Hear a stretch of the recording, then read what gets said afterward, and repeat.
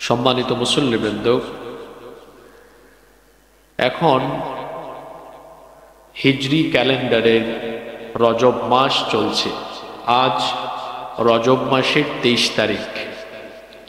এই মাসটিকে আমরা সবাই ইসরা ও মেরাজের মাস হিসেবেই অনেকে জেনে থাকি।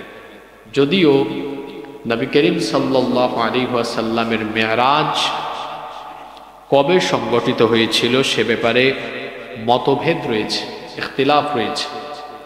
সেই সকল মতামত সমূহ থেকে প্রণিধানযোগ্য মতামত হল রজব মাসের 27 তারিখেই মহান আল্লাহ তাআলা তার প্রিয় হাবিবের এই বিস্ময়কর ঘটনাটি ঘটিয়ে আল্লাহ তাআলা তাকে ইসরা এবং মেরাজ নসিব করেছেন। সুবহানাল্লাহ।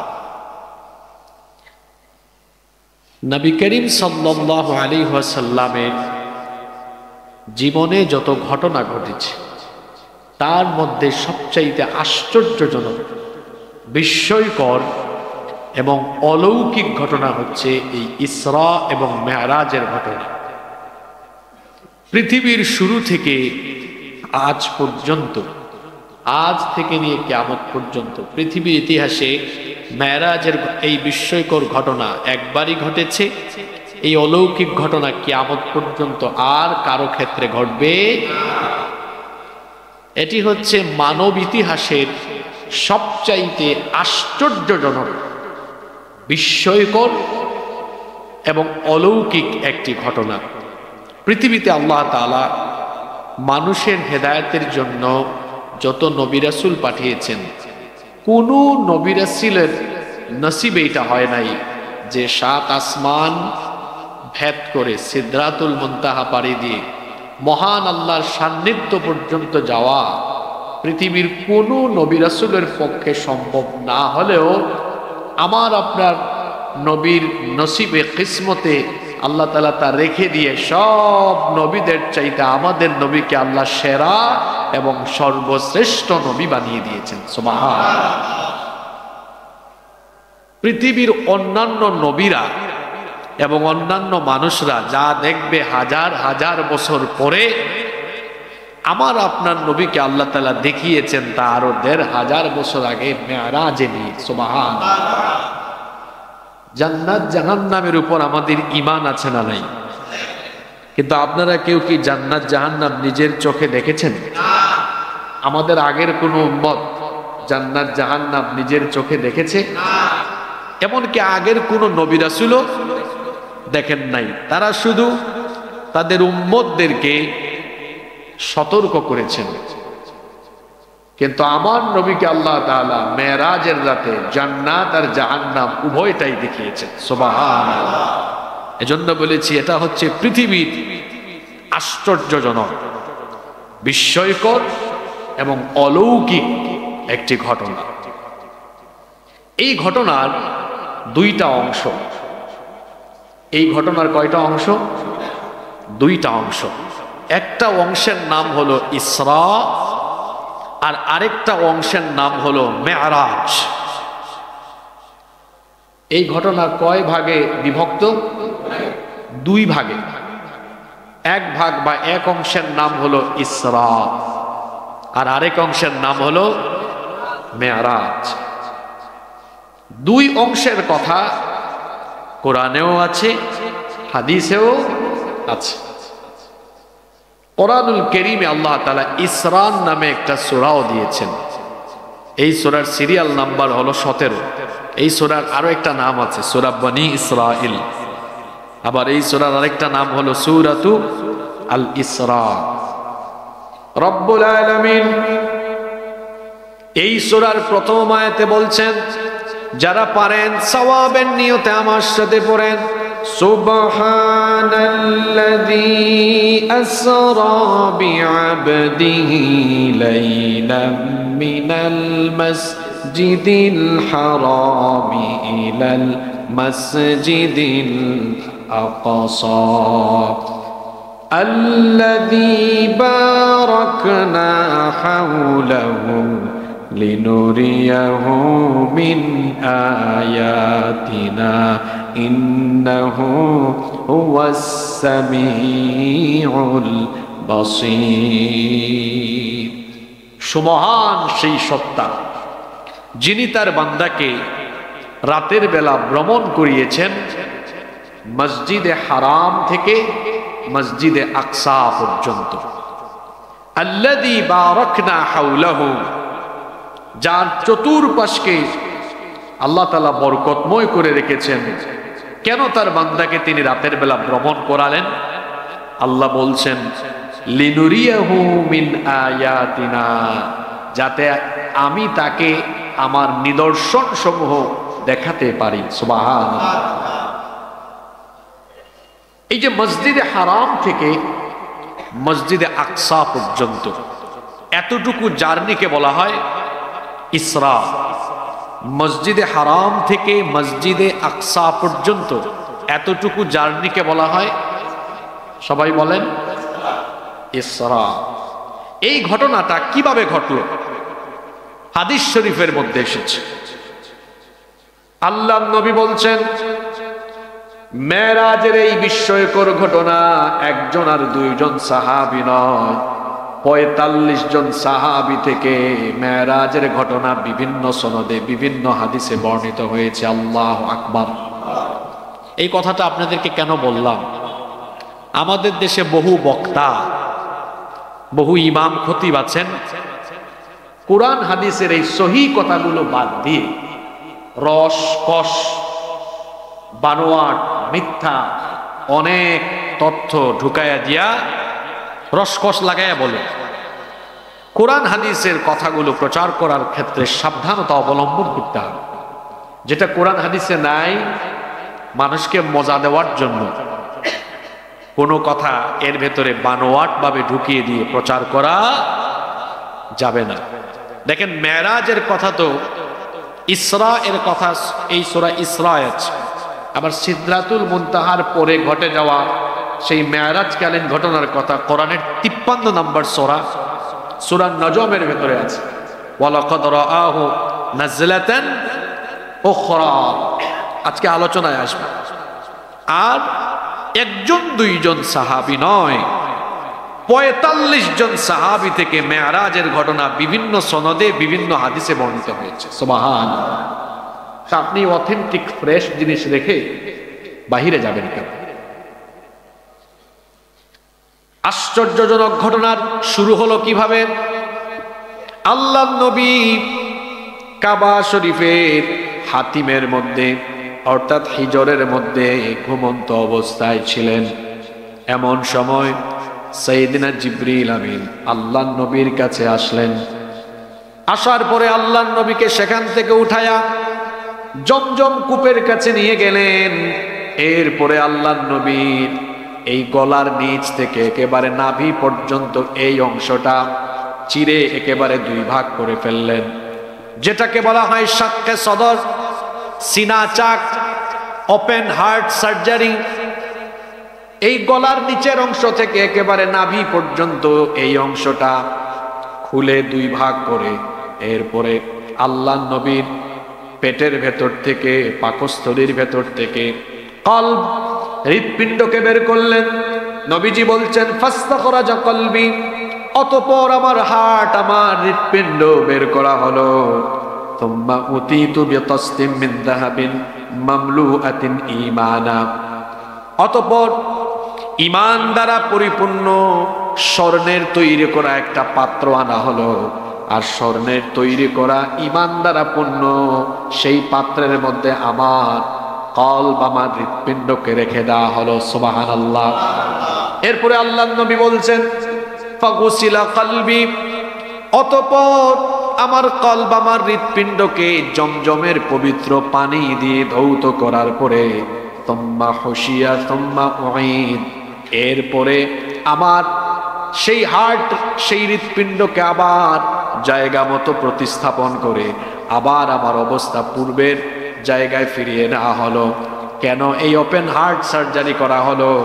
কারণ আল্লাহর নবীকে আল্লাহ তাআলা ৭ আসমান ভেদ করে ঊর্ধ্বলোকে গমন করাবেন, যেখানে পৃথিবীর কোনো মানুষ আজ পর্যন্ত যায়নি। কিয়ামত পর্যন্ত কেউ যেতে পারবে না। মধ্যাকর্ষণ শক্তি পাড়ি দিয়ে মহাশূন্যের বিশাল আকার সকল সৃষ্টি পাড়ি দিয়ে 7 আসমান পাড়ি দেওয়ার জন্য আল্লাহ নবীকে সেই রকম শারীরিক যোগ্যতা সম্পন্ন করার জন্য এই ওপেন হার্ট সার্জারির মাধ্যমে আল্লাহ নবীকে মেরাজের জন্য আল্লাহ প্রস্তুত করেছিলেন। আল্লাহু আকবার। ওপেন হার্ট সার্জারি শেষ হলো, নবীজি বলছেন তুম্মা উতিতু বিল বুরাক, এরপরে আমার জন্য একটা বাহন আনা হলো, এই বাহনের নাম হলো বুরাক। নবীজির মেরাজের উদ্বোধনী বাহনের নাম ছিল বুরাক। বুরাক এটা আরবি শব্দ, এটা বারকুন শব্দ থেকে এসেছে। বারকুন শব্দ কোরআনে আছে। ইয়াকাদুল বারকু ইয়াখতাফু, বারক মানে হচ্ছে ওই যে ঝড় তুফান বৃষ্টির সময় দেখবেন আকাশে বিদ্যুৎ চমকায়, দেখছেন কিনা আপনারা? আল্লাহর শব্দ চয়নের নমুনা কত চমৎকার। বরাক শব্দটি এসেছে বারকুন শব্দ থেকে, এর অর্থ হলো বিদ্যুৎ। অর্থাৎ এমন এক বাহন তার নবীর জন্য আনা হলো যার গতি, যার স্পিড বিদ্যুতের চাইতে আরো বেশি। সুবহানাল্লাহ পড়তে ইচ্ছে করে না? বিদ্যুতের আলোর গতি কত প্রতি সেকেন্ডে? এটাও জানেন না? হ্যাঁ, কেউ একজন বলছে 1,86,000 মাইল প্রতি মিনিটে না সেকেন্ডে। আর বুরাক হলো তার গতি এর চেয়ে আরো বেশি। আচ্ছা, যুক্তির খাতিরে যদি আমি আপনি হিসাব করি, প্রতি সেকেন্ডে 1,86,000 মাইল, তার মানে প্রতি মিনিটে কত, ঘন্টায় কত, ভাবা যায়? আল্লাহু আকবার। এই রকমের একটি দ্রুত গতি সম্পন্ন বাহন আল্লাহ নবীর মেরাজের জন্য জিবরিল আমিন নিয়ে আসলেন। সুবহানাল্লাহ। যদিও আমাদের দেশে কিছু ভণ্ড ঘোড়া একটা আর ঘোড়ার দুই দিকে পাখা দিয়া, অথবা গাধার মতো কোনো এক প্রাণী দুই দিকে পাখা দিয়া ছবি ঘরের মধ্যে লটকায় রেখেছে আর লিখে রেখেছে হাদা বুরাকুন নবী সাল্লাল্লাহু আলাইহি ওয়াসাল্লাম। নাউযুবিল্লাহি মিন যালিক। বুরাক কেমন ছিল এটা কেউ জানে না, জানেন কে? আল্লাহ। তবে এই হাদিসের সংক্ষিপ্ত বর্ণনা দেওয়া হয়েছে। নবীজি বলছেন ওয়াহুয়া দাব্বাতুন আবিয়াদ, এটা সাদা একটা জন্তু ছিল, তাওয়িলুন ফাওকাল হিমারি ওয়া দুনাল বাগাল। আল্লাহর নবী বলেছেন এটা ছিল গাধার চেয়ে কিছুটা লম্বা আর খচ্চরের চেয়ে কিছুটা ছোট। আর এর গতিবিধি সম্পর্কে নবীজি বলেছেন ইয়াদাউ হাফিরাহু ইনদা মুনতাহা তারফি, এই বাহন, এই জন্তুটির গতি এত বেশি ছিল, তার চোখের দৃষ্টি যত দূর যায় তার কদম ঠিক তত দূর যায়। নবীজি বলছেন ফারাকিবতুহু হাত্তা আতাইতু বাইতুল মাকদিস। বাইতুল মাকদিস, নবীজি বলছেন এই বুরাকে আরোহণ করে আমি মক্কায় অবস্থিত মসজিদে হারামের কাবা শরীফ থেকে, মক্কা থেকে মদিনা পাড়ি দিলাম। তারপরে সিনাই পর্বতমালা দিয়ে ঢুকে ঈসা নবীর জন্মস্থান বাইতুল লাহাম দিয়ে একেবারে ফিলিস্তিনের বাইতুল মুকাদ্দাস মসজিদে পৌঁছে গেলাম। কয় দিনে? আপনারা আসেন না ঘুমাই গেলেন? কয় দিনে? এক রাতেও না, এক রাতের কিছু, জোরে বলেন, এক রাতের। সেই সময়ে তো বিমানও ছিল না, রকেটও ছিল না। ওই সময় মানুষ ঘোড়া আর উট নিয়ে তাদের বাণিজ্যিক কাফেলা নিয়ে যেত।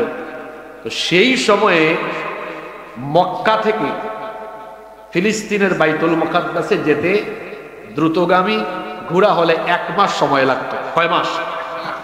আর নবীজি গিয়েছেন রাতের অল্প একটু সময়ে। সুবহানাল্লাহ পড়বেন না? কি আশ্চর্য কারবার!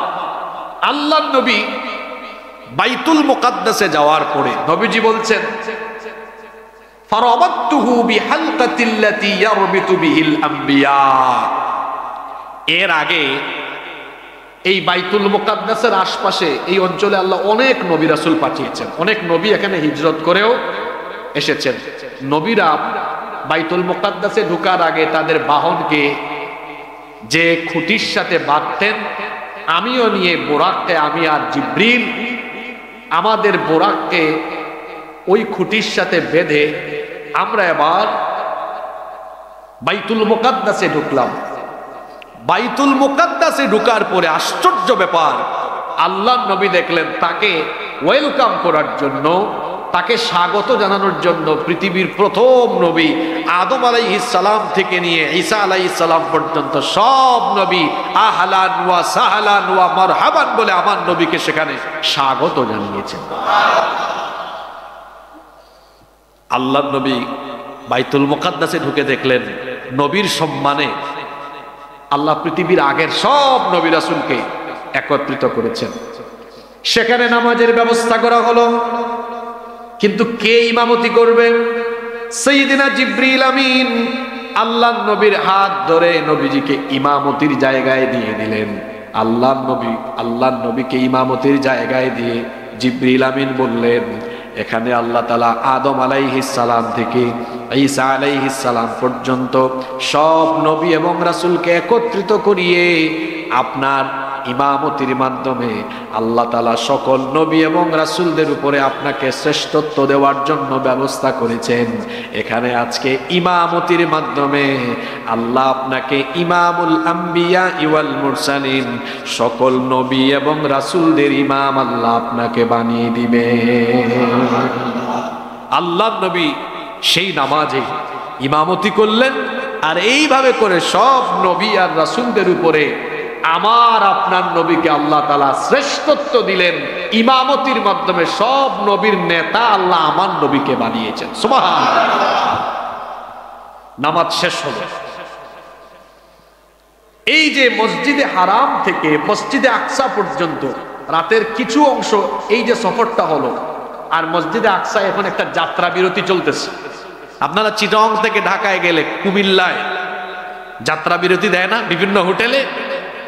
তো নবীজি বাইতুল্লাহ থেকে একেবারে আল্লাহর সান্নিধ্যে যাবেন, মাঝখানে বাইতুল মুকাদ্দাসে একটা যাত্রা বিরতিও হলো, সব নবী রাসূলের সাথে দেখা হলো, সবার ইমামতিও হয়ে গেল। সুবহানাল্লাহ।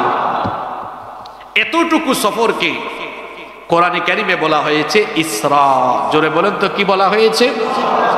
আল্লাহ তাআলা বলছেন, সুবহানাল্লাযী আসরা বিআবদিহি লাইলাম মিনাল মাসজিদিল হারামি ইলাল মাসজিদিল আকসা।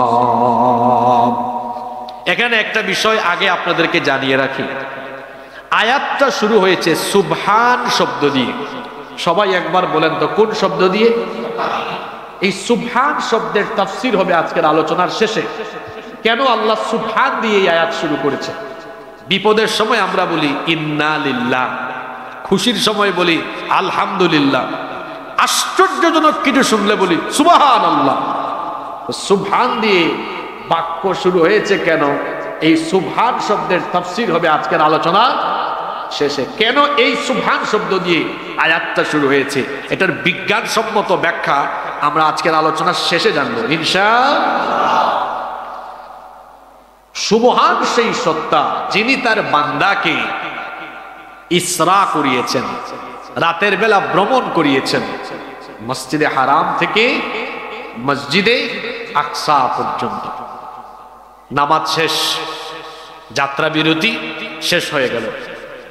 সাইয়্যিদিনা জিবরিল আমিন এবার আল্লাহর নবীকে সাথে নিয়ে পুনরায় সেখান থেকে যাত্রা আরম্ভ করলেন। যেতে যেতে প্রথম আসমানে গেলেন। প্রথম আসমানের ফেরেশতাদের কাছে আসমানের দুয়ার খোলার জন্য জিবরিল আমিন অনুমতি চাইলেন। প্রথম আসমানে থাকা ফেরেশতারা বললেন, কে আপনি? আপনার সাথে কে? তিনি বললেন, আমি জিবরিল, আর আমার সাথে হলেন আখিরি নবী মুহাম্মাদুর রাসূলুল্লাহ সাল্লাল্লাহু আলাইহি ওয়াসাল্লাম। সাথে সাথে ফেরেশতারা আকাশের দুয়ার খুলে দিল। প্রথম আসমানে মনোনিবেশ করার পরে সেখানে আমার আপনার নবী আদম আলাইহিস সালামের সাথে সাক্ষাৎ পেলেন। সুবহানাল্লাহ। সাইয়েদনা জিবরিল আমিন পরিচয় করিয়ে দিলেন, নবীজিকে বললেন ইনি হলেন আপনার বাবা, মানব জাতির বাবা, পৃথিবীর প্রথম নবী আদম আলাইহিস সালাম। উভয়ে সালাম এবং কুশলাদি বিনিময় করলেন। আদম আলাইহিস সালাম মহা আনন্দিত হলেন, কারণ তার কোটি কোটি সন্তানের মধ্য থেকে তার সর্বশ্রেষ্ঠ সন্তানের সাথে হাজার হাজার বছর পরে তার দেখা হয়েছে। সুবহানাল্লাহ। উভয়ে কথাবার্তা বললেন। আল্লাহর নবী আদম আলাইহিস সালাম থেকে বিদায় নিলেন। অতঃপর তারা দ্বিতীয় আসমানে গেলেন। দ্বিতীয় আসমানে যাওয়ার পরে সেখানে ইয়াহইয়া এবং ঈসা আলাইহিমুস সালামের সাথে আল্লাহর নবীর সাক্ষাৎ হলো। সালাম বিনিময় এবং কথাবার্তা বলার পরে সেখান থেকে তারা রওনা করলেন। তৃতীয় আসমানে যাওয়ার পরে সাইয়েদনা ইউসুফ আলাইহিস সালামের সাথে আল্লাহর নবীর দেখা হলো, সালাম এবং কথাবার্তা হলো। চতুর্থ আসমানে যাওয়ার পরে সাইয়েদনা ইদ্রিস আলাইহিস সালামের সাথে সাক্ষাৎ হলো, সালাম এবং কুশলাদি বিনিময় হলো। অতঃপর পঞ্চম আসমানে যাওয়ার পরে হারুন আলাইহিস সালামের সাথে সাক্ষাৎ হলো, সালাম এবং কথাবার্তা হলো। ষষ্ঠ আসমানে যাওয়ার পরে সাইয়েদনা মুসা কালিমুল্লাহর সাথে সাক্ষাৎ হলো। মুসা আলাইহিস সালাম আমার নবীর সাথে কথা বললেন, সালাম এবং কুশলাদি বিনিময় কথাবার্তা বলার পরে যখন আমার নবী সেখান থেকে বিদায় নিবেন, মুসা আলাইহিস সালাম তখন কেঁদে ফেললেন। মুসা আলাইহিস সালাম যখন কেঁদে ফেললেন, আমার নবী জিজ্ঞেস করলেন আপনি কাঁদলেন কেন? মুসা আলাইহিস সালাম তখন বললেন আমি এজন্যই কাঁদলাম, আমার পরে একজন নবী আসলেন যার উম্মতের সংখ্যা কিয়ামতের ময়দানে আমার উম্মত থেকে বহু বহু গুণ বেশি হবে। আল্লাহু আকবার। এজন্য আমি কাঁদলাম। অতঃপর সপ্তম আসমানে আল্লাহর নবী গেলেন। সেখানে গিয়ে দেখা হলো জাতির পিতা আল্লাহর খলিল সাইয়েদনা ইব্রাহিম আলাইহিস সালামের সাথে। ইব্রাহিম আলাইহিস সালাম বাইতুল মামুরের সাথে হেলান দেওয়া অবস্থায় ছিলেন। গোটা পৃথিবীর 200 কোটি মুসলমানদের কিবলা হলো কাবা শরীফ, আর ফেরেশতাদের কিবলার নাম হলো বাইতুল মামুর। কাবা শরীফ হলো গোটা পৃথিবীর সেন্টার, গোটা পৃথিবীর একেবারে মাঝামাঝি জায়গায় অবস্থিত। আর কাবা শরীফের ঠিক উপরে 7 আসমানের উপরে কাবা ঘরের ঠিক উপরে ফেরেশতাদের কিবলা, সেটার নাম হলো বাইতুল মামুর। নবীজি সপ্তম আসমানে গিয়ে দেখলেন জাতির পিতা আল্লাহর খলিল সাইয়েদনা ইব্রাহিম আলাইহিস সালাম ওই বাইতুল মামুরের সাথে হেলান দিয়ে বসা। সালাম দিলেন, কথাবার্তা হলো। বাইতুল মামুর এটা ফেরেশতাদের এমন কিবলা, সেখানে দৈনন্দিন সেখানে একসাথে 70,000 ফেরেশতারা ইবাদত করতে পারে। আল্লাহু আকবার। একসাথে কত হাজার? একবার যারা ঢুকবে এরপরে কিয়ামত পর্যন্ত তারা ঢোকার কোনো সুযোগই পায় না। এভাবে সপ্তম আসমান পর্যন্ত বিভিন্ন নবীদের সাথে সাক্ষাৎ হলো। 7 আসমান, চিন্তা করেছেন 7 আসমান। ওই যে বললাম সুবহান শব্দের ব্যাখ্যায় বলবো যে এই 7 আসমান পর্যন্ত যাইতে কি অবস্থা। এটা কি কম দূরত্ব? দূরত্ব শুনলে আপনার মাথা হ্যাং করে। তো 7 আসমান পাড়ি দেওয়ার পরে এবার চলে গেলেন সিদরাতুল মুনতাহা পর্যন্ত। সিদরাতুল মুনতাহা এটা আবার কি? এটা হচ্ছে জান্নাতের বিরাট একটা গাছ, সিদরাতুল মুনতাহা। এই গাছের পাতাগুলো হাতির কানের চাইতে আরো বড়। সুবহানাল্লাহ পড়তে ইচ্ছা করে না? ফলগুলো কলসির সাইজের। আল্লাহর নবী সিদরাতুল মুনতাহায় যাওয়ার পরে তিনি জিবরিল আমিনকে সেই দিন জিবরিল আমিনের আসল সুরতে, আসল আকৃতিতে আবার দ্বিতীয়বার তার জীবনে দেখেছেন। সুবহানাল্লাহ। কততমবার? জিবরিল আমিন নবীজির কাছে বিভিন্ন সুরতে আসতেন। আগন্তুকের চেহারায়, অপরিচিত মানুষের চেহারা। বেশিরভাগ সময় নবীজির একজন সাহাবী দাহিয়াতুল কলবি রাদিয়াল্লাহু আনহু, উনি খুব সুন্দর ছিলেন। দাহিয়াতুল কলবি রাদিয়াল্লাহু আনহুর সুরত ধরে আসতেন। বিভিন্ন সময় বিভিন্ন সূরতে আসতেন। নবীজি বললেন, ভাই জিবরিল, তোমাকে তো আমার নবুয়তের প্রথম দিকে একবার দেখেছিলাম, তোমাকে আরেকবার একটু দেখতে চাই, কারণ ওই সময় ভালো করে দেখতে পারিনি। ভয় পেয়ে গিয়েছিলেন, নবীজি বেহুশ হয়ে গিয়েছিলেন। ঘটনাটা হচ্ছে এইরকম, আল্লাহর নবী প্রথমবার ওহীপ্রাপ্ত হয়ে বাড়ি ফিরে আসলেন। আম্মাজান খাদিজা রাদিয়াল্লাহু আনহা ওয়ারাকা বিন নওফেলের কাছে তিনি নিয়ে গিয়েছিলেন। ওয়ারাকা বিন নওফেল সব শুনে বললেন, উনি তো ওহীর ধারক বাহক ফেরেশতা, আপনি ভয় পাইয়েন না, পরবর্তীতে আসলে তিনি কি বলেন আপনি তা শুনবেন। নবীজি এরপরে হেরা গুহায় যাওয়া আসা করেন। বেশ কিছুদিন ওহী বন্ধ ছিল, জিবরিলের দেখা সাক্ষাৎ নাই। শুনতেছেন আপনারা? এরকম কয়েকদিন হয়ে গেল, হেরা গুহায় যান আসেন, জিবরিলের সাথে নবীজির কোনো সাক্ষাৎ হয় না। নবীজি বড় হতাশ হয়ে গেলেন। একদিন তিনি হেরা গুহা থেকে নেমে আসতেছেন, উপত্যকায় আছেন, এমন সময় কে জানি নবীজিকে ডাকলো। তিনি একবার ডানে তাকাইলেন, কাউকে দেখলেন না, বামে তাকালেন, কাউকে দেখলেন না, পিছনে তাকালেন, কাউকে দেখলেন না, সামনে তাকালেন, কাউকে দেখলেন না, মাথা উঁচু করে তাকায় দেখলেন আসমান জমিনের মাঝখানে বিরাট একটি চেয়ারের মধ্যে বিশাল আকৃতির দেহ বিশিষ্ট একজন বসে আছে। তার 600 ডানা রয়েছে। এত আস্তে সুবহানাল্লাহ বললেন।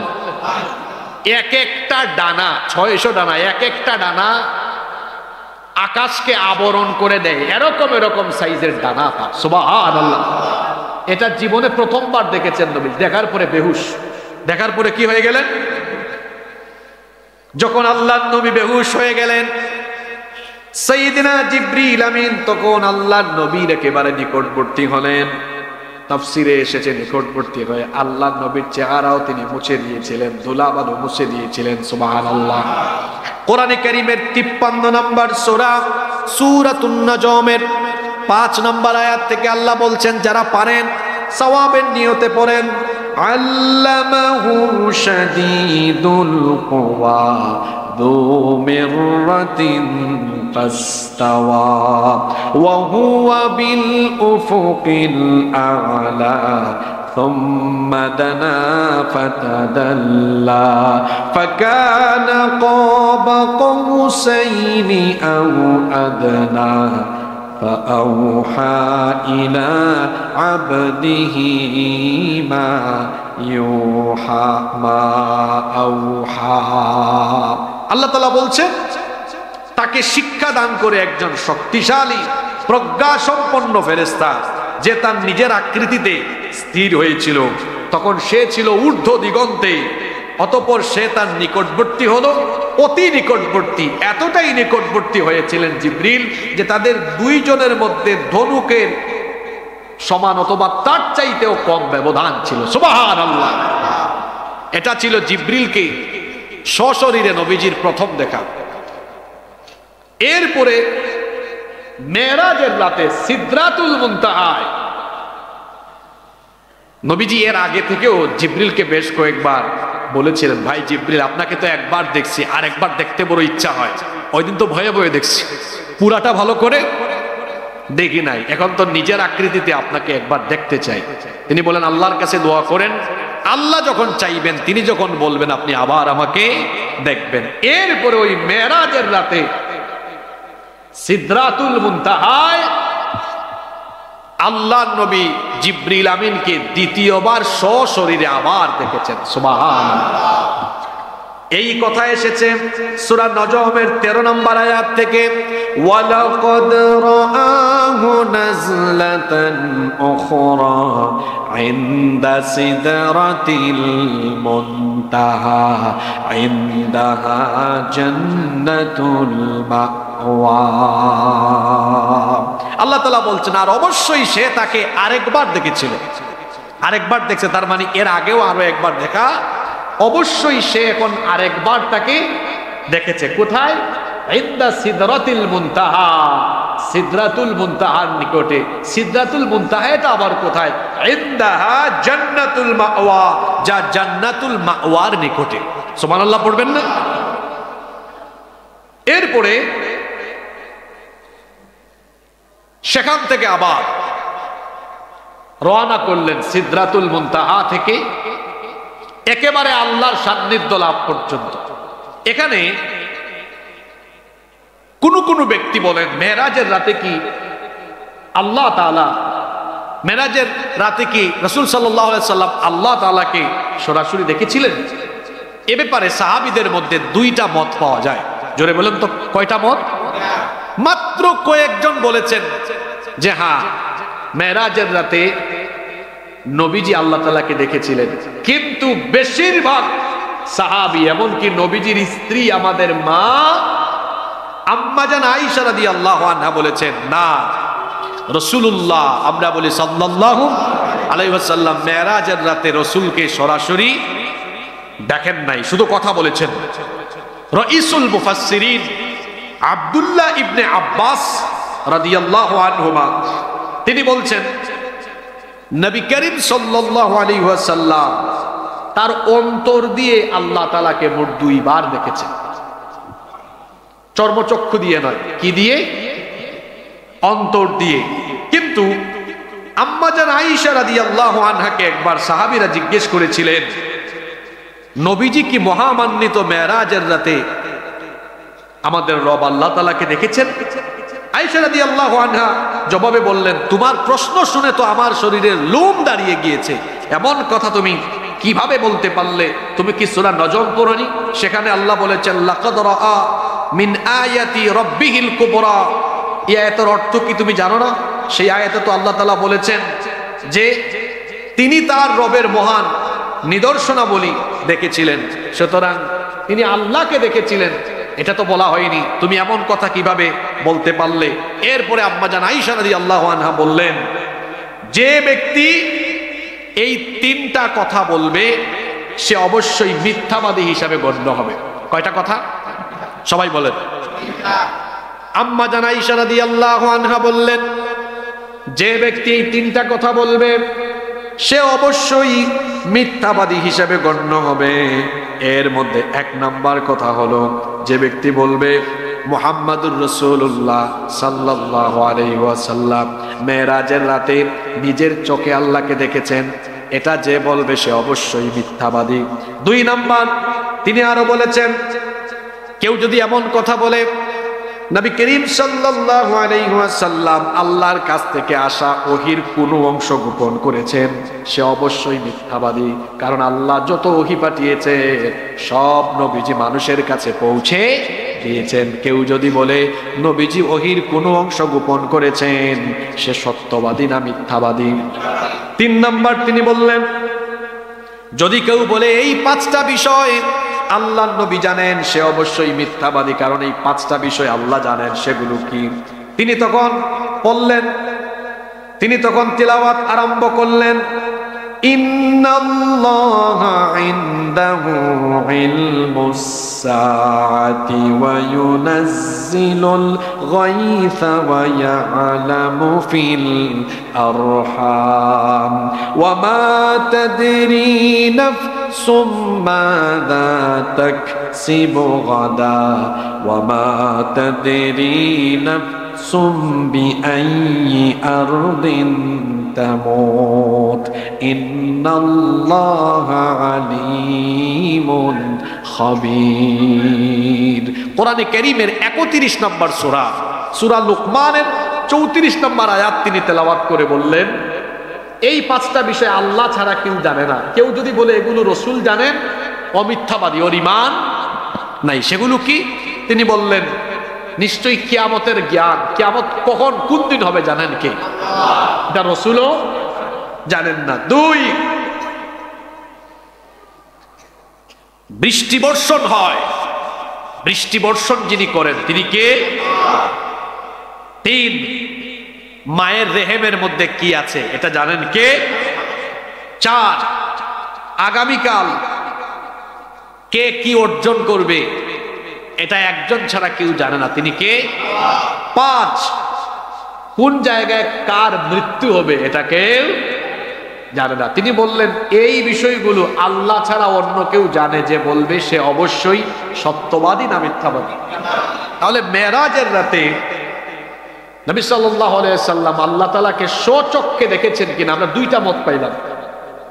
রাইসুল মুফাসসিরিন আব্দুল্লাহ ইবনে আব্বাস রাদিয়াল্লাহু আনহুমা বলছেন যে আল্লাহ তাআলাকে তিনি দেখেছেন, কিন্তু কি দিয়ে দেখেছেন ভুলে গেলেন আপনারা? অন্তর দিয়ে। আর নবীজির স্ত্রী, আচ্ছা রসুলকে সবচেয়ে কাছ থেকে দেখার জানার সুযোগ হয়েছে ঘরের বাইরের মানুষদের না ঘরের ভিতরে? তাহলে আপনারা কমন সেন্স খাটায় বলেন তো কার বর্ণনাটা শক্তিশালী হওয়ার কথা, বাহিরের না ঘরের? জোরে বলেন, বাহিরের না ঘরের? তো এই হাদিসের বর্ণনাকারী হচ্ছেন আমাদের মা, নবীজির স্ত্রী আম্মা জান আয়েশা রাদিয়াল্লাহু আনহা। তিনি বলেছেন না, রাসূল মেরাজের রাতে আল্লাহর নবী মেরাজের রাতে আল্লাহ তাআলাকে দেখেন নাই, আল্লাহর সান্নিধ্যে ছিলেন, আল্লাহর সাথে কথা বলেছেন। আল্লাহ তাআলাকে তিনি তার চক্ষু দিয়ে দেখতে পারেন নাই, কারণ লা তুদরিকুহুল আবসার ওয়া হুয়া ইউদরিকুল আবসার। কোন মানব দৃষ্টি আল্লাহ তাআলাকে দেখতে পারে না, তিনি সবকিছু দেখতে পারেন। মুসা নবী আল্লাহর সাথে কথা বলতে বলতে কি বলে ফেলছেন, আল্লাহ আমি আপনাকে, মানে ব্যাপারটা হচ্ছে এমন, ছিলেন অডিও কলে, কারণ বারবার খালি ভিডিও কলে ক্লিক মারে রিকোয়েস্ট। আপনাকে কেউ মেসেঞ্জারে বা হোয়াটসঅ্যাপে দিয়েছে অডিও কল, পরে যদি ওই যে ভিডিও সাইন যেটা আছে ওটাতে যদি মারে, ক্লিক মারে, তখন রিকোয়েস্ট আছে না, ক্রিং ক্রিং আওয়াজ হয় না? মুসা নবী কথা বলতে বলতে আবেগ বেড়ে গেছে, আল্লাহর অডিও কল না, চলেন ভিডিও শুরু হোক, আপনাকে দেখবো।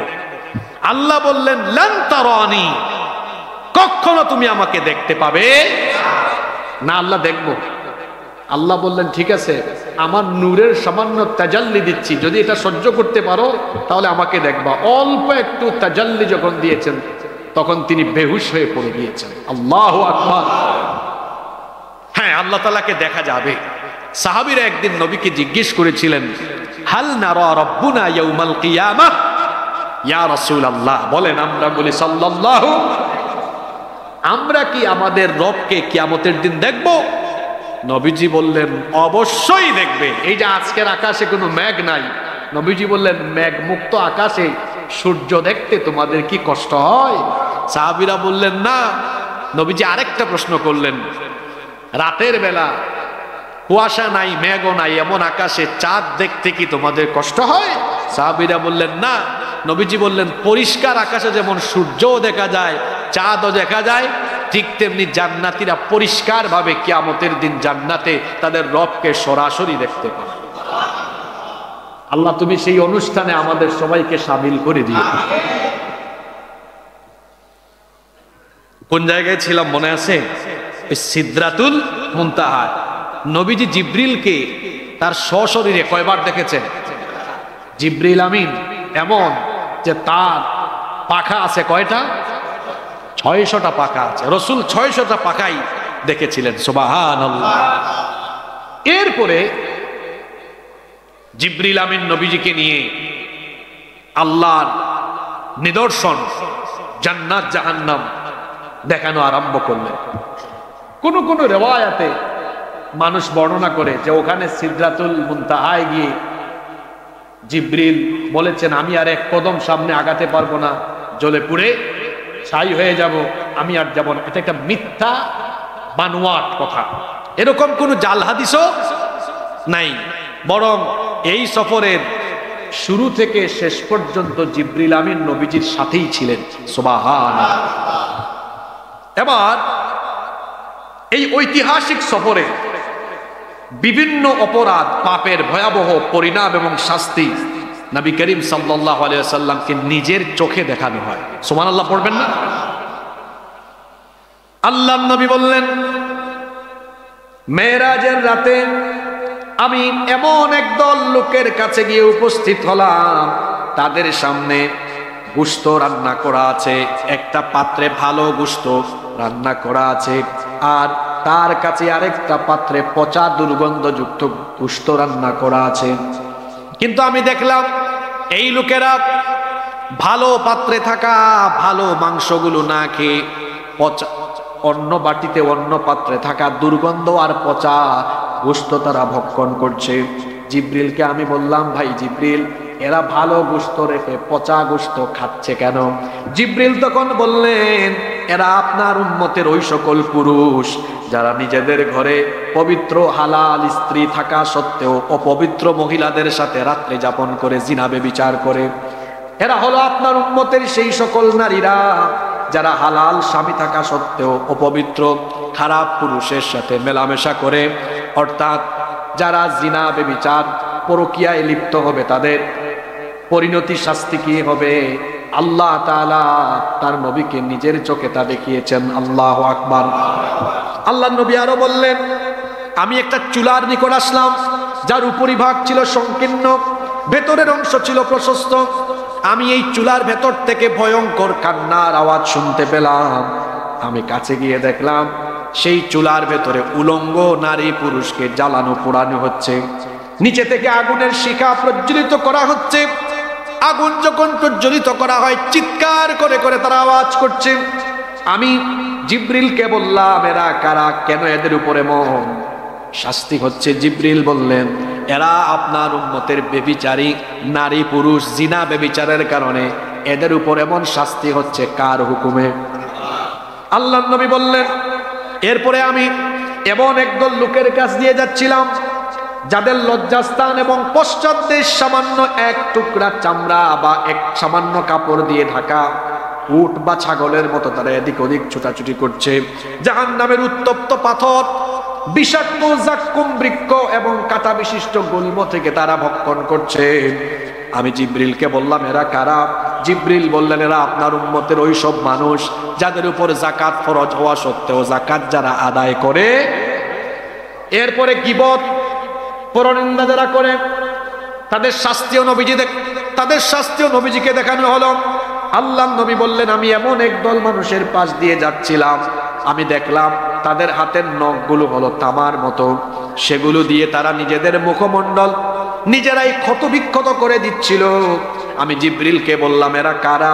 নবীজি জবাব দিলেন, এরা আপনার উম্মতের ওই সব মানুষ যারা বড়া ভাইয়ের গোশত খেত, অর্থাৎ যারা গীবত করত, মানুষের মান মর্যাদায় আঘাত হানত, মানুষের গীবত করত যারা, এই রকম শাস্তি পাচ্ছে তারা।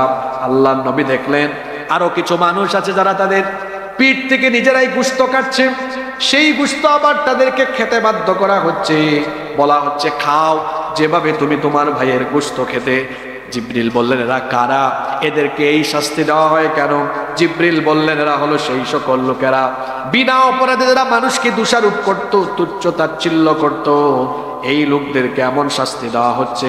আল্লাহ নবী দেখলেন এমন কিছু মানুষ যারা মাথার পেছনে হেলান দিয়ে বসা ছিল, আরেক ব্যক্তি তার পাশে ছুরি নিয়ে বসা, ছুরি দিয়ে সে ওই ব্যক্তির মুখমণ্ডলের গালের অংশ, নাকের অংশ, ঠোঁটের অংশ কেটে টুকরা টুকরা করে দিচ্ছে।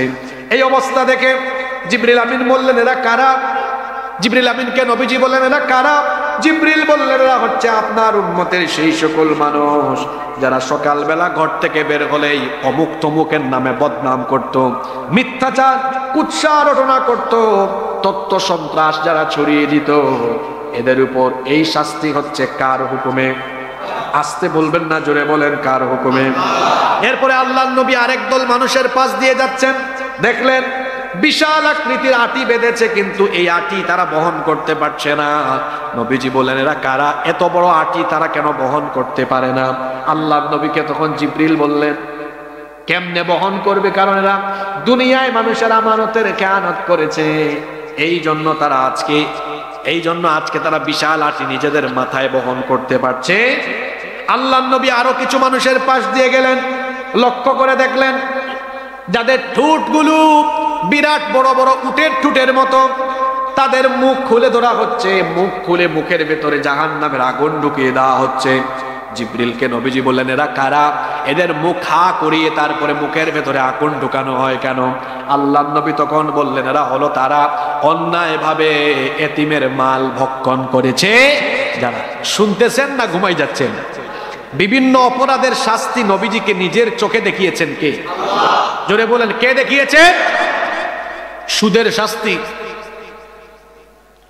শাস্তি এরপরে আল্লাহ নবীকে সুদের শাস্তিও দেখানো হয়েছে। নবীজি দেখলেন অনেক মানুষ রক্তের নদীতে সাঁতার কাটছে। কিসের নদী? রক্তের নদীতে সাঁতার কাটছে। সাঁতরাতে এরা যখন তীরে উঠতে চায় তখন অনেকগুলো পাথরে দিয়ে তাদেরকে আবার সেই রক্তের নদীতে ফিরিয়ে দেওয়া হয়। এই রকম করে তারা রক্তের নদীতে সাঁতার কাটছে, আর কিছু লোক কিনারায় দাঁড়িয়ে তাদেরকে পাথর মারছে। তখন আল্লাহর নবী জিবরিলকে বললেন, এরা কারা? জিবরিল তখন বললেন, ও নবী, এরা হলো তারা আপনার উম্মতের সুদখোর, যারা এইভাবে করে সুদ, জিনা, ব্যভিচার, যাকাত না দেওয়া এবং অবৈধ উপায়ে সম্পদ ভক্ষণ করা, এতিমের মাল ভক্ষণ করা, বিভিন্ন ধরনের গুনাহ আর পাপের শাস্তি আল্লাহর নবীকে সরাসরি নিজের চোখে যিনি দেখিয়েছেন। গলার আওয়াজ বড় করে সবাই বলেন, তিনি কে? আল্লাহর নবী বলছেন, মেরাজের রাতে হঠাৎ করে আমার নাকে চমৎকার একটা সুগন্ধি আসলো। ঘটনাটা খেয়াল করে শোনেন। নবীজি বলছেন, আমার নাকে খুব চমৎকার একটা সুগন্ধি আসলো। জিবরিলকে বললাম, কোথা থেকে এত সুন্দর সুগন্ধি আসে? তখন জিবরিল বললেন, এটা হলো ফেরাউনের কন্যার একজন দাসী, তার নাম ছিল মাশেতা। আল্লাহর নবী বললেন, আমার ভাই জিবরিল, ঘটনাটা একটু বলো তো, কি কারণে জান্নাত থেকে এমন সুগন্ধি আসে? তখন জিবরিল বললেন, ফেরাউনের কন্যার এই দাসী, তার নাম ছিল মাশেতা। সে ফেরাউনের কন্যার চুল আছড়ে দিচ্ছিল। তার হাত থেকে যখন চিরুনি পড়ে গেল, ওই চিরুনি তোলার সময় সে বিসমিল্লাহ পড়ছে। বিসমিল্লাহ যখন শুনলো, ফেরাউনের কন্যা বলল, তুমি এখানে কার নাম বললে? কারণ গোটা মিশরে তো আমার বাবা ফেরাউনকে সবাই রব হিসাবে মানে। তখন ফেরাউনের কন্যার এই দাসী বলল, না, আমার রব কোনো মানুষ হতে পারে না, আমার রব যিনি, তিনি কে? ফেরাউনের কন্যা ফেরাউনকেই খবর বলে দিল। ফেরাউন তখন মাশেতাকে ধরলো। ধরার পরে বলল, এখনো সময় আছে, আমার উপর ঈমান আনো, নইলে জীবনের মায়া ছাড়ো।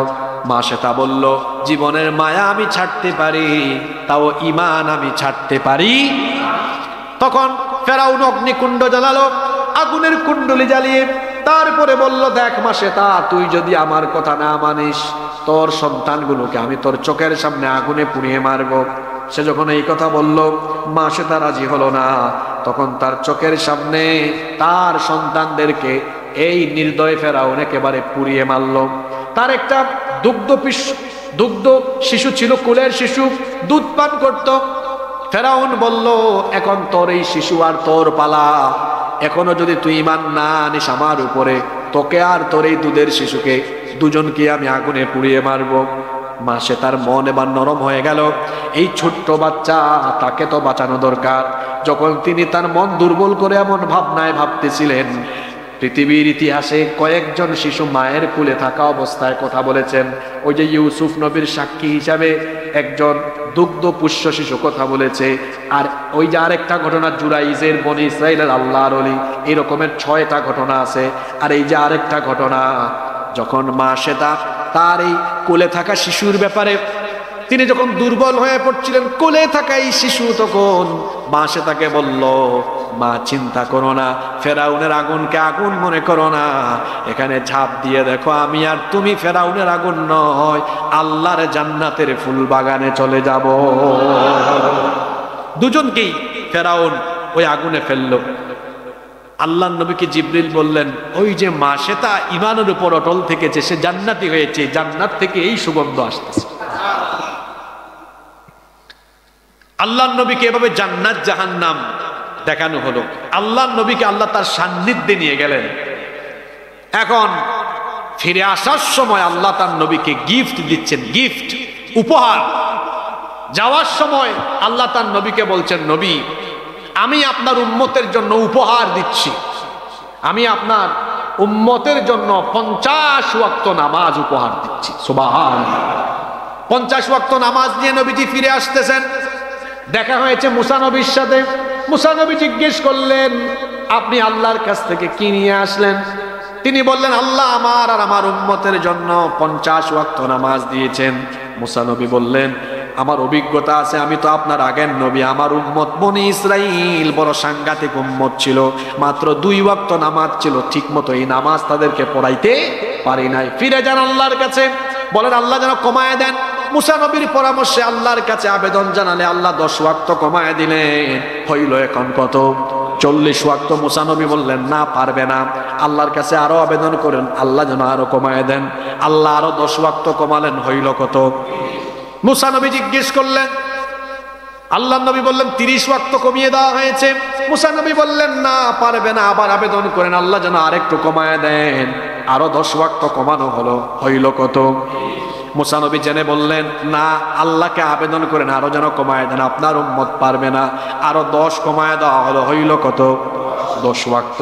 মুসা নবী আপত্তি করলেন, আবার আল্লাহর কাছে আবেদন করেন, আল্লাহ যেন আরেকটি কমায় দেন, কারণ আপনার উম্মত এত ওয়াক্ত নামাজ আদায় করতে পারবে।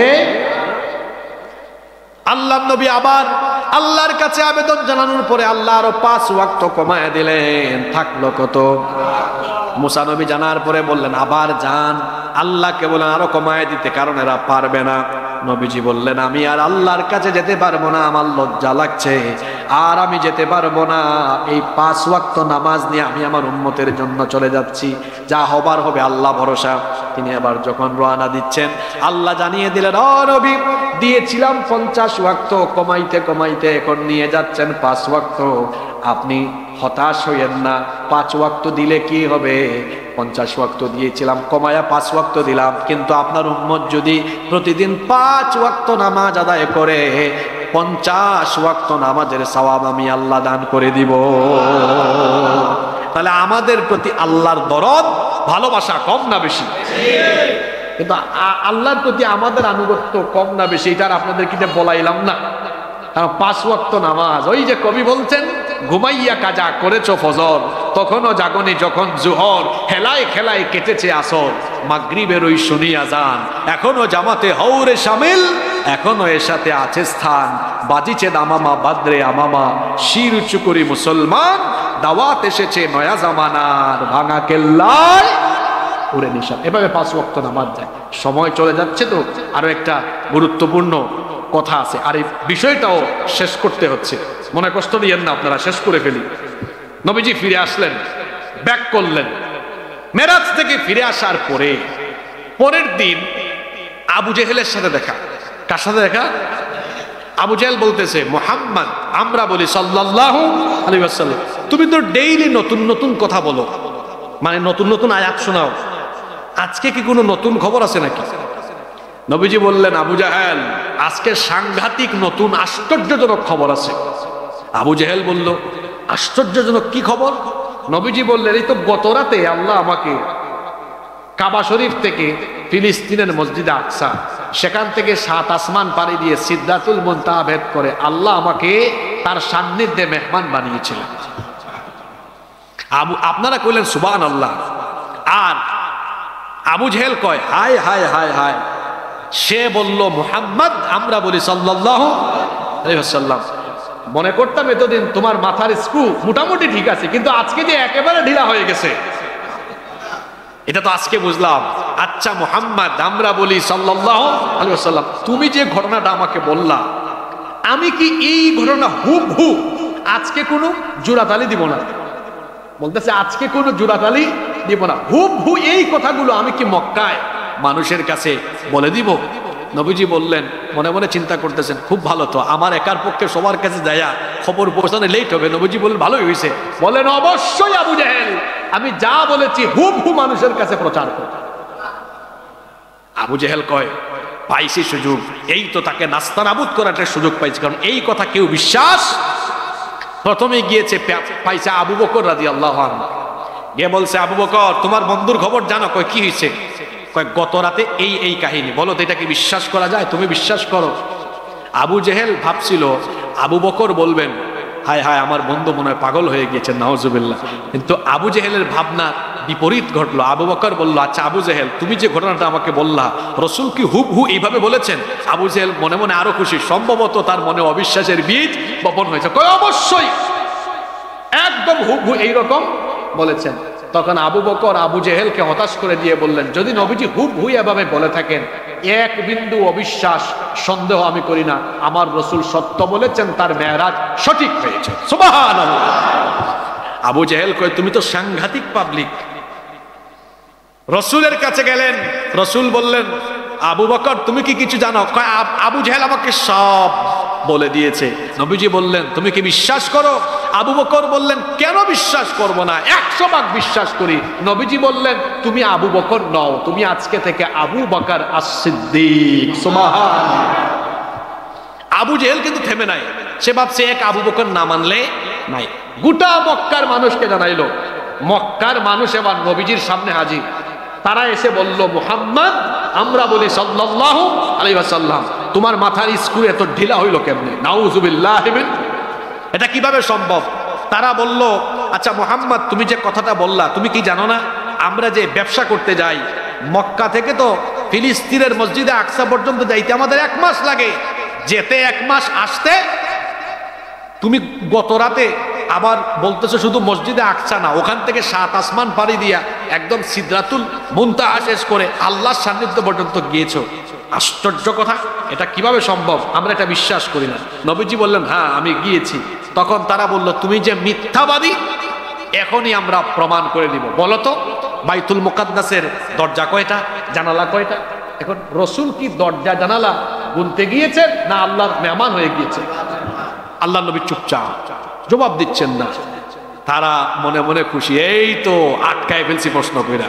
কিন্তু রসুলকে আল্লাহ বললেন, ও রসুল, আমার হাবিব, টেনশন করেন না, আমি আপনার চোখের সামনে এখন বাইতুল মুকাদ্দাস তুলে ধরি, আপনি দেখে দেখে, খালি জানালা দরজা না, কোন জায়গাতে কয়টা ইট পাথর আছে সব কাফিরদেরকে বলে। আল্লাহ নবী সব বলে দিলেন। কাফিরদের মাথা উঁচা না নিচু হয়ে গেল। নবীজি বললেন, কাফিরের দল শোনো, ঘটনা আরেকটা আছে। আমি তো সফরে ছিলাম উপরে, উপর থেকে দেখেছি তোমাদের কুরাইশের এক বাণিজ্য কাফেলা আসতেছে বাইতুল মুকাদ্দাস থেকে। রাস্তায় এদের উট হারায় গিয়েছে, আমি উপর থেকে দেখেছি উট কোথায়। এদেরকে বলে দিয়েছি তোমাদের উট ওই জায়গায়। এরা ডানে বামে তাকায়, আওয়াজ দিল কে? তারা তো আর আমারে দেখে না। ওদেরকে গিয়ে জিজ্ঞেস করো তো কাল রাতে আমার আওয়াজ পাইছিল কিনা, আর এরা এখন ওই জায়গায় আছে, এদের আসতে এই সময় লাগবে। নবীজির কথা মিলায়া তারা হুবহু দেখলো। কাফিরের দল এটা দেখার পরেও মেরাজের উপর ঈমান আনলো। মেরাজের উপর ঈমান আনা আমাদের দায়িত্ব। যে ঈমান আনবে না সে মুমিন থাকবে না, কাফির হয়ে। আশ্চর্যজনক বিষয় হলো, এখানেও জেন জি অনেক তরুণ ছাত্ররা আছে। আমি এই বিষয়টা শেষ করি যেহেতু ধরেছি। এরা বলবে বিজ্ঞানের, ওই যে সুবহান শব্দের ব্যাখ্যাটা বাকি আছে না, সুবহান মনে আছে? এরা বলবে বিজ্ঞানের এই যুগে এটা কিভাবে সম্ভব? আমরা তো পৃথিবী একটা ছোট্ট গ্রহে বাস করি, আমাদের সৌরজগতের সেন্টারে হলো সূর্য। সূর্য, এই যে লাইটগুলো আছে না, এই যে লাইট, এগুলা কত 20-40, এগুলা সম্ভবত 40-50 ইউনিট হবে। এই যে মোমবাতির আগুন, এটা কত ডিগ্রি? 1000 ডিগ্রি। ওই যে কেরোসিন দিয়ে কুপিবাতি জ্বলে না, 1300 ডিগ্রি। আর লোহাকে যে আগুনে গলানো হয়, লোহা, ওইটা হলো 1538 ডিগ্রি। সূর্যের কাছে আছে 1,40,00,000 সেন্টিগ্রেড তাপমাত্রা। সুবহানাল্লাহ কইতে পারলেন না? এই যুগের নাস্তিকার বিজ্ঞানীরা আর বিজ্ঞান মনস্করা বলতে পারে, হুজুর এই যে 1 ঘন্টা মানুষকে আজগুবি কিচ্ছা আপনি শোনাইলেন, অবাস্তব কথায়, যেখানে 1538 ডিগ্রি আগুনে লোহা দিলে লোহা কি হয়? কথা বলেন না কেন? বলে যায় ওইখানে সূর্য পৃথিবী থেকে আরো 13 লক্ষ গুণ বড়, যার তাপমাত্রা 1,40,00,000 সেন্টিগ্রেড। ওখান দিয়া নবী গেলেন কেমনে? নবী পুললেন না। আবার বায়ুমণ্ডলের উপরে কোনো অক্সিজেন নাই, অক্সিজেনের সিলিন্ডার ছাড়া উনি গেলেন কেমনে? দেখেন না এখন নবচারীরা নবযান নিয়ে যায়, সিলিন্ডার নিয়ে, উনি গেলেন কেমনে? আপনি যে 1 ঘন্টা মানুষকে ভুল কিচ্ছা শোনাইলেন, অনেকে এটা ভাবতে পারে গেলেন কেমনে? হ্যাঁ, সূর্য পৃথিবীর চেয়ে 13 লক্ষ গুণ বড়। আবার মহাশূন্যে সূর্যের চাইতেও কোটি কোটি গুণ বড় তারকা আছে। আবার এই তারকাকে ব্ল্যাক হোল গিলে খেয়ে ফেলে। এত কথা বলতেছেন, আপনি তো এগুলা ব্ল্যাক হোলের কথা জানছেন কয়েকদিন আগে। আপনি কি জানেন আমাদের কোরআন শরীফে ব্ল্যাক হোলের কথা বলা হয়েছে আরো 1500 বছর আগে। ফালা উকসিমু বিমাওয়াকি'আন নুজুম, আলেমরা বুঝবেন। মাওয়াকি' জমা, নুজুম জমা মানে বহু বচন, নক্ষত্র এক বচন নাজম, আর নুজুম হলো বহু বচন, আর মাওকি এক বচন ওয়াহিদ, বহু বচন কি জমা হলো মাওয়াকি। সুবহানাল্লাহ, কি শব্দ চয়ন আল্লাহর। আল্লাহ বলছেন একটা দুইটা নক্ষত্র না, বরং নক্ষত্র সমূহ একটা দুইটা ব্ল্যাক হোলে না, অসংখ্য ব্ল্যাক হোলের ভেতরে ঢুকে যায়। সুবহানাল্লাহ। তা আপনার বিজ্ঞানী আবিষ্কার করার আগে এগুলো, এই তত্ত্ব কোরআনে দিয়েছেন কি? আর আপনি বলবেন হুজুর এগুলা দিয়া উনি এত উপরে গেলেন কেমনে? আপনার জ্ঞান বিবেক বুদ্ধি অনেক জিনিসকে অসম্ভব মনে করলেও আল্লাহর কাছে এগুলা সম্ভব। যেমন আগুনে মানুষকে দিলে মানুষ থাকে না, পুড়ে যায়, জোরে বলতে হবে। কিন্তু নমরুদের জ্বালানো আগুন ইব্রাহিম নবীকে কিছু করতে পেরেছে? হেফাজত করছেন কে? না খাইয়া 40 দিন মানুষ কি থাকতে পারে? কিছুই নাই। সাগরের তলদেশে একটা বিরাট মাছের পেটের ভিতরে রিজিক নাই, খানা নাই, কিছুই নাই। ইউনুস নবীকে 40 দিন বাঁচায় রেখেছেন কে? যে আল্লাহ তাআলা নমরুদের আগুন থেকে ইব্রাহিম নবীকে বাঁচায় রেখেছেন। ইব্রাহিম নবীর জীবন বৃত্তান্ত পড়বেন, তিনি শেষ বয়সে তার নাতি নাতনিদেরকে গল্প শোনাতেন। আমার এত লম্বা হায়াতে আমি এই জীবনে যতদিন আরাম পেয়েছি, সবচেয়ে বেশি আরাম পেয়েছি নমরুদের আগুনে যতক্ষণ ছিলাম, সবচেয়ে বেশি আরাম পেয়েছি তত সময়। সুবহানাল্লাহ। তো এই আগুন আপনার জ্ঞান বলে আগুনে দিলে মানুষ পুড়ে যায়, আপনার বিজ্ঞানও বলে পুড়ে যায়, কিন্তু আল্লাহর কুদরত বলে আমি চাইলে আগুন ফুল বাগান হতে পারে। সুবহানাল্লাহ। তো যে আল্লাহ তাআলা এই ব্ল্যাক হোল, সূর্য, চন্দ্র, গ্রহ, নক্ষত্র সব বানিয়েছেন, আল্লাহ সৃষ্টির শ্রেষ্ঠ ব্যক্তিকে, মহামানবকে নিয়ে যাবেন, আল্লাহ তাআলা কি সবকিছু পারে দেওয়া নিতে পারবেন না? আপনি বিজ্ঞান মনস্ক হয়ে থাকলে এটা বুঝবেন না। আপনার তালাবদ্ধ অন্তরে আরো তালা লাগবে, জং লাগবে। শুধু আল্লাহর কুদরত বুঝতে পারলে আপনি বুঝবেন আল্লাহর নবীর মেরাজ অবশ্যই হয়েছে, তাতে কোনো সন্দেহ না। আর নবীজির মেরাজ যদি না হতো, নবীজির শ্রেষ্ঠত্ব থাকতো না। শেষ কথা শুনেন, কথায় আছে শেষ ভালো যার সব ভালো। নবীজিকে আল্লাহ এমন এক সফর করাইছেন, এই সফর না করাইলে নবীজিদের সৃষ্টির শ্রেষ্ঠ, এই শ্রেষ্ঠত্ব আর থাকতো না। আল্লাহর নবীকে যদি আল্লাহ এত আশ্চর্যজনক সফর না করাইতেন, 2025 সালে বিজ্ঞানীরা বলতো, আগে আমি নাউজুবিল্লাহ পড়ে নিলাম, তারা এমনি বলতো যে মুসলমানদের নবী, তোমাদের নবীর থেকে তো আমরা আমেরিকান নাসার বিজ্ঞানীরা আরো বেশি শক্তিশালী, আমাদের শক্তি দেখছো, আমরা চাঁদে গিয়েছি। আমরা কোন দিন শুনবেন এরা বলবে আমরা আরেকটা সৌরজগতে নক্ষত্রে চলে গিয়েছি। এরা এই কথা কিয়ামত পর্যন্ত বলতে পারবে না। তোরা তো প্রথম আসমানের নিচের মহাশূন্যের এক কোনায় এখানেও এখনো যাইতে পারিস না। আর আমার নবীকে আল্লাহ তাআলা 7 আসমানের মহাশূন্য, 7 আসমান পাড়ি দেওয়া, সিদরাতুল মুনতাহা শেষ করায়া তার কাছে নিয়ে এই আশ্চর্যজনক সফর করিয়ে তামাম দুনিয়াবাসীর উপরে আল্লাহ তার শ্রেষ্ঠত্ব দান করেছেন। সুবহানাল্লাহ। তিনি হলেন সেরাদেরও সেরা। তাহলে মেরাজের মাধ্যমে নবীর শ্রেষ্ঠত্ব দিয়েছেন কে? আমরা আরেকদিন সুযোগ পাইলে আধুনিক বিজ্ঞান ও মেরাজের বাস্তবতা এই বিষয়ে কথা বলবো ইনশাআল্লাহ।